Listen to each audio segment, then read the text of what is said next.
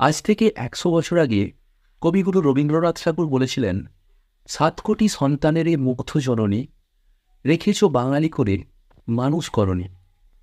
কথাটা কতটা গুরুত্বপূর্ণ এবং কতটা তাৎপর্যপূর্ণ তা এতদিনে বুঝতে পারছি।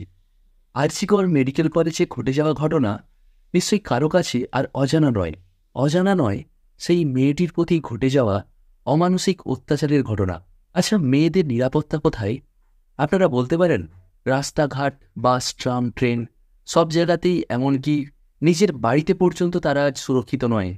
এমনকি সুরক্ষিত নয় নিজের কর্মক্ষেত্রেও। সত্যি এরা তো মানুষ নয়, এক একটা পশু। মানুষ কখনো এতটা নিকৃষ্ট এবং নৃশংস হতে পারে? কখনো পারে না। আর মানব সমাজে এই ধরনের কুলাঙ্গারগুলো যতদিন থাকবে ততদিন সাধারণ মানুষ ঠিকমতো বাস করতে পারবে না। বিশেষ করে মেয়েরা তো নয়ই। এখন যে প্রতিবাদী আন্দোলন গড়ে উঠেছে, আমার জানা নেই এর ফলে দোষীরা আদেও প্রকৃত শাস্তি পাবে কিনা, নাকি তারা ছাড়া পেয়ে যাবে প্রমাণের অভাবে।